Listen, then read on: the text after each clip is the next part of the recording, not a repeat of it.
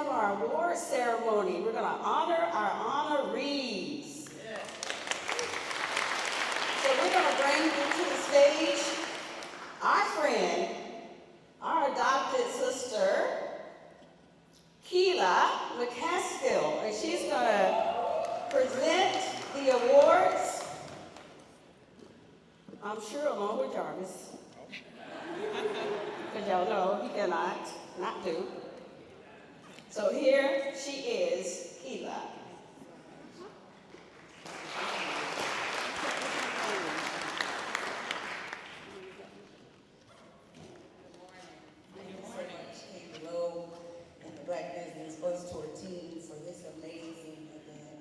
We don't see these type celebrations enough, in my opinion. So I sincerely thank you for hosting this event, and it's considered an honor. It's a privilege for me to be a part. But as we prepare to honor these businesses, I really would like to take a pause and think about, let's really think through what we're celebrating today and what this really and truly represents here in our community. Here we are celebrating 29 to 80 years of success. We're celebrating innovation. We're celebrating cultural landmarks. We're celebrating excellence. Today, we're celebrating legacy. We're celebrating businesses that represent your resilience. We are honoring these businesses because they're still here in Tampa, in a city where the municipality didn't necessarily support them, in a city that faced systemic challenges from redlining, disinvestment, underfunding, exclusion from mainstream capital networks, and the visibility that's needed, but yet they are still here. In a racist city, and they admitted it, in a racist city, and everything that goes with that, I can't imagine what some of these businesses have faced, and against all odds, they are still here. So before we start the honors, stand on your feet and give these honors a hand clap of praise, celebration. We honor you. We celebrate you today. We know that it's definitely God, but we're thankful that you persevered and you made it possible so that many of us can have businesses in this city. So thank you so much. And again, I'm honored to be a part. Kendall Jones, we have to continue the celebrations. Here we are in Tampa. And as I go through the honorees, I'm going to give you some stats. While Black and Hispanic businesses make up 50% of companies in Hillsborough County, they represent 5% of the revenue. This is a gap that reflects long-standing inequities in access to capital and contracts and the visibility. And this is why today it is such an honor to present to the Florida Sentinel this award. On December 1st, 1945, C. Blythe Andrews reopened the doors of the Florida Sentinel newspaper at 1511 Central Avenue. The original Florida Sentinel was founded in 1919 in Jacksonville, Florida, by Mr. Andrews' father, General William W. Andrews. The newspaper folded during the Great Depression. And in 1959, Mr. Andrews brought the Tampa Bulletin, merging the two papers, becoming the Tampa Florida Sentinel Bulletin. In 1962, due to urban renewal, the Sentinel office was moved to its present location at 2207 C. Blythe Andrews Road. Mr. Andrews remained a publisher until his health failed in 1976. His son, C. Blythe Andrews Jr., became the publisher and the president after his father's death on April 2nd, 1977. In 1996, Mr. Andrews Jr. turned over the reins of the publisher to his daughter, Kay Andrews, and his son, C. Blythe III, became the president and the comptroller, and Gwendolyn Hayes was named the editor. The Sentinel has been serving Tampa for 80 years and is the only African-American publication in Florida that owns all its printing equipment. The Sentinel distributes throughout the U.S. through subscription and has door-to-door news rack sales in Hillsborough, Pasco, and Polk County. Currently, the Sentinel publishes once a week. Everyone, let's honor the C. Blythe Andrews family, the Florida Sentinel, the staff, and all that's represented today.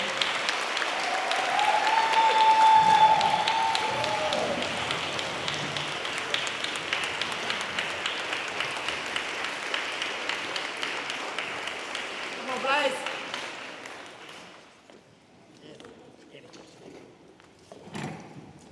Hold up, Mike.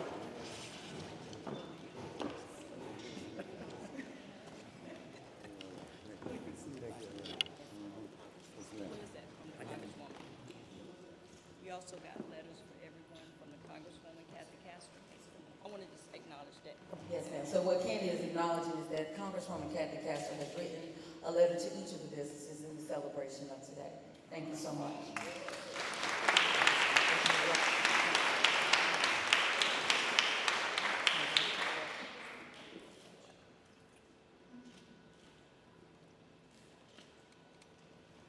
Thank you, Vice. Vice Chairperson. Thanks to everyone. Thank you. Thank you. Thank you so much. Thank you. Congratulations again.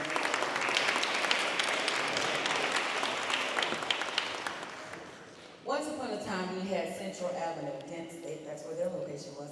We had Central Avenue, which was referred to by many as the Harlem of the South.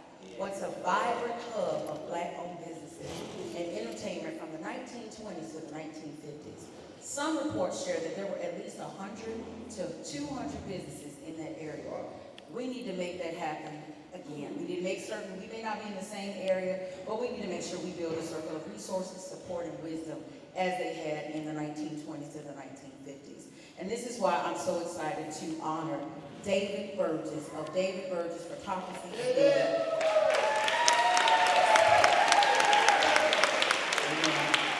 David Burgess began his journey in photography in 1977 while serving in the United States military. During his early years, he photographed enlisted men and women rising in prominence as they honored, basically capturing their images of four-star generals. Over the course of his distinguished career, David has had the honor of photographing numerous celebrities and public figures, including James Brown, Ted Pendergrass, Michael Jackson, Jesse Jackson during his presidential run, Reverend Al Sharpton, Red Fox, Biggie Smalls, Backstreet Boys, Kaya, and Glorilla, just to name a few. All right. His photography has been featured in various newspapers, including the Florida Sentinel Bulletin, the Weekly Challenger, the Inner City Bulletin, the Tampa Tribune, St. Petersburg Times, Wall Street Journal, Army Times, and about 20 years ago, he expanded his business to include video production, further establishing his legacy as a visual storyteller. As he enters the final quarter of his career, David is currently rebranding and evolving in his craft as he demonstrates the same resilience and strength that he has had defined through his journey as a Black business owner for nearly 5 decades. Let's celebrate David.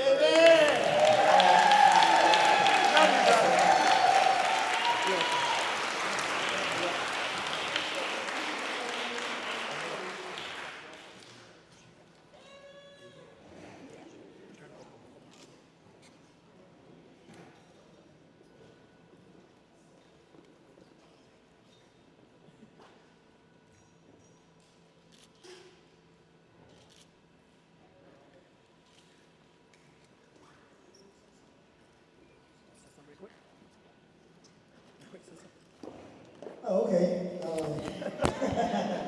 I didn't quite prepare a speech, but I can say it's been. I appreciate the committee for nominating me, and I appreciate everybody that have given me support all these years. It's been a long journey. I can remember from the first time I bought my first camera to processing my first roll to making my first dollar.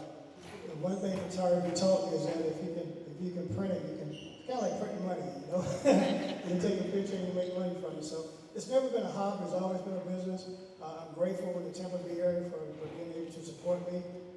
It's been quite a journey, I've enjoyed it, and it's not over yet. I'm just sort of taking a new avenue because at this point, I just want to keep going. So sometimes it takes something to continue to motivate you to keep growing and going. So to all the other people that are being honored today, keep growing and keep going. Thank you.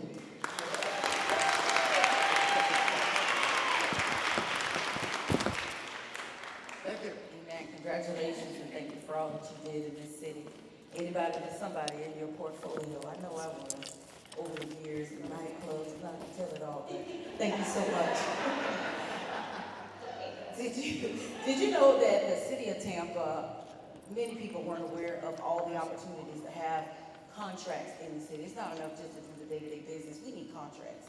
Contracts guarantees that you may have some success. So recently, the mayor added, this is one of my favorite things that she did, and I don't compliment it often, but this was amazing.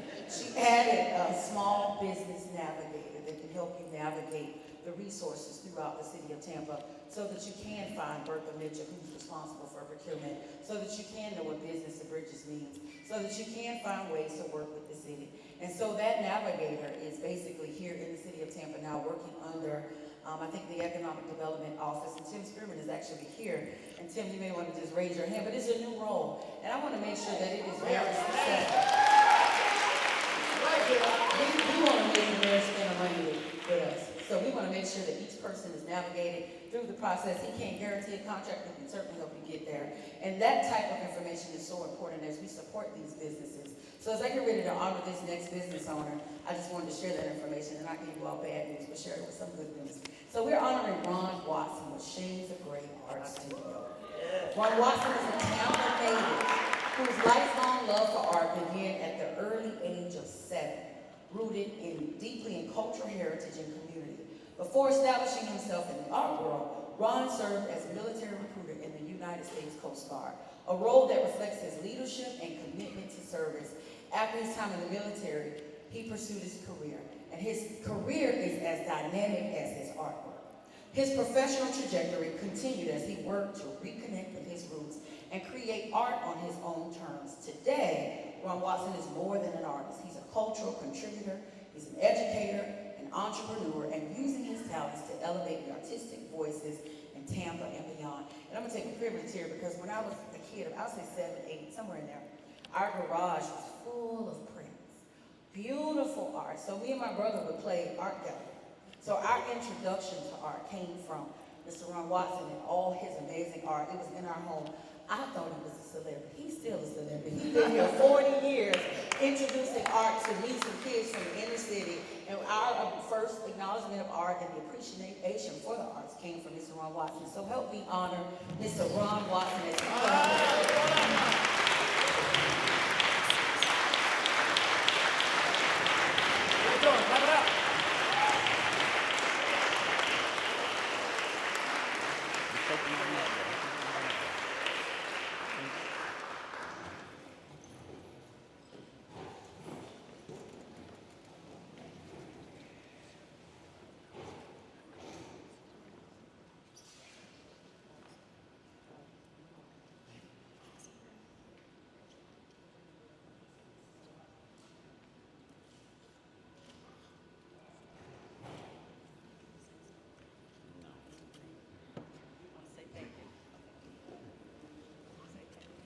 Thanks so much for your applause.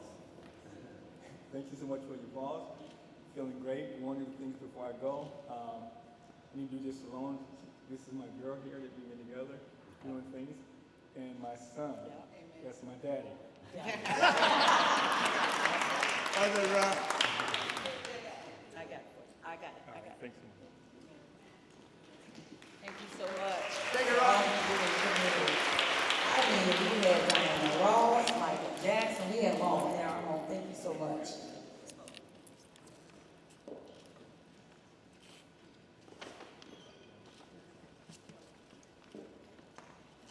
Statistics show that because of barriers to capital and financing, we have a low survival rate. They said that only 4% of our businesses reaches maturity. Businesses like Howard McKnight is how we achieve those goals. And we're so thankful for all he's done. For over 40 years, Howard McKnight has been a cornerstone of Tampa's Black business community.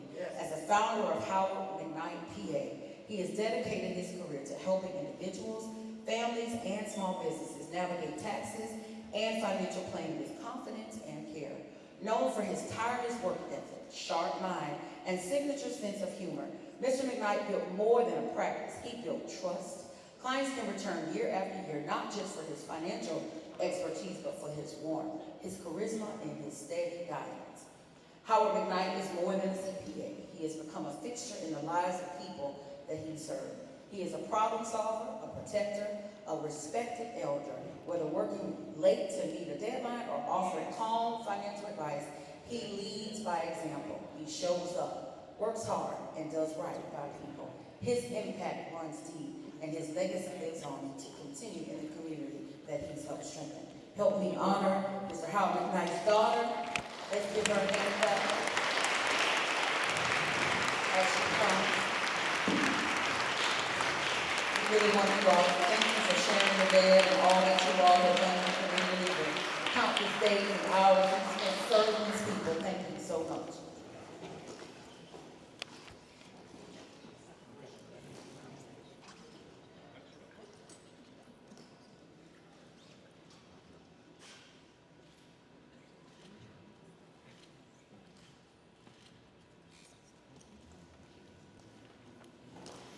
Hi everyone, sorry, I'm a little nervous. I'm Nicole McKnight, I'm a nurse practitioner in Georgia, and my father has been supporting the community and me and my brother for all our lives. Even having us go to the office and learning those poems, because he's an Omega, those see it through poems, and then just, having us look at taxes, trying to learn them. And he's in the hospital right now. He had major surgery. Maybe like 3 weeks ago, I didn't think he was gonna be here, but everything worked out well. Even when he was in the,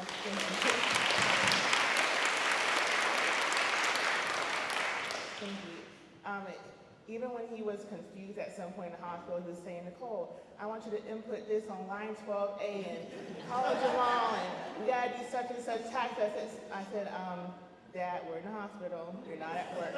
So he's been dedicated to the whole community. I really appreciate y'all for honoring him. Thank you.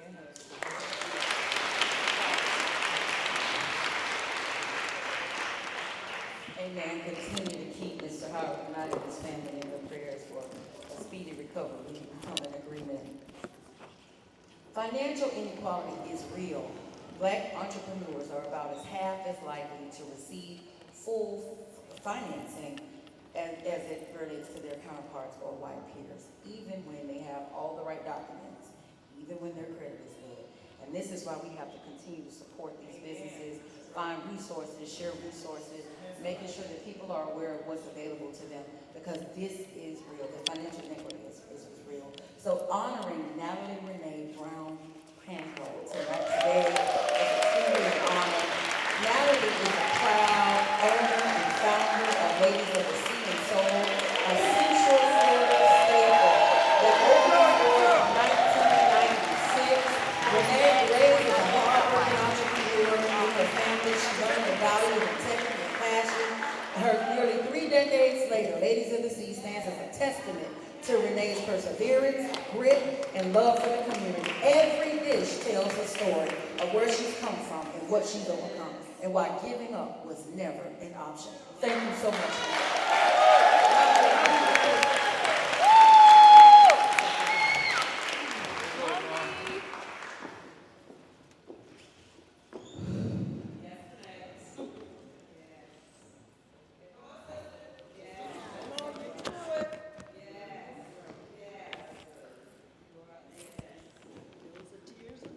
Started Ladies of the Sea. It's going to be 30 years, January of 2026. And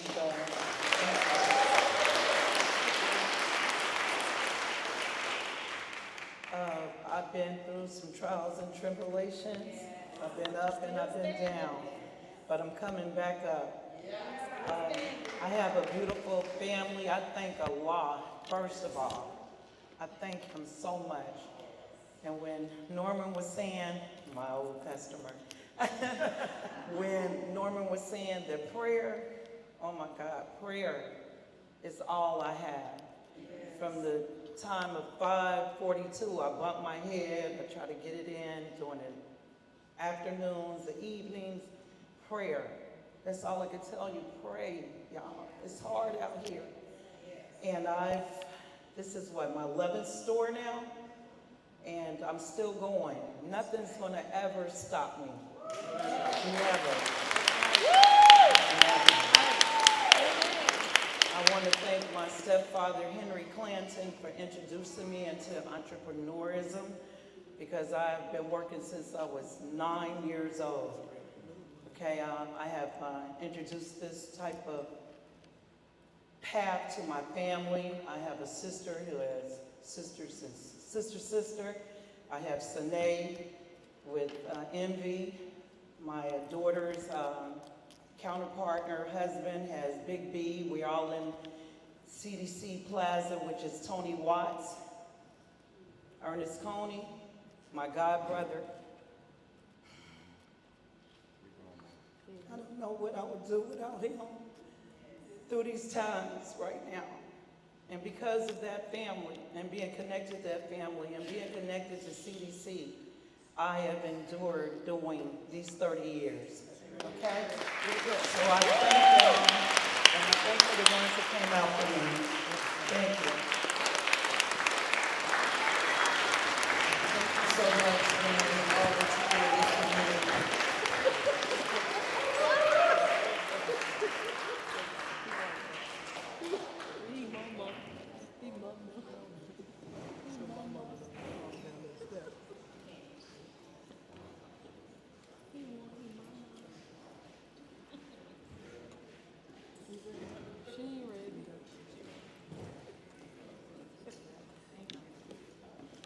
Thank you so much. Did you know that in majority of our black businesses, we face a cash liquidity crisis? 95% of our businesses have cash reserves for 14 days, which is why it does my heart good to talk about our next honoree, Willie Dixon of the Coach Foundation. Reverend Dixon was born 93 years ago in West Tampa. He attended Dunbar Elementary and Carver Junior High School. During high school, he moved to Chicago and graduated from Crane Technical High School. Dixon entered the United States Air Force, and he was honorably discharged after completing his obligation. He enrolled in Tennessee State University and received a Bachelor of Science degree in music education. In 1958, Dixon moved back to Tampa and became employed by Hillsborough County Schools as a leader and a band director at Booker T. Washington. Dixon worked in real estate since 1965. He considered a guru as it relates to affordable housing. He's a realtor, and he's the founder of Committee Organizing Assistance Community Health Foundation, Inc. Under the leadership of Dr. Reverend Dixon, the Coach Foundation and the City of Tampa has assisted over 200 families in the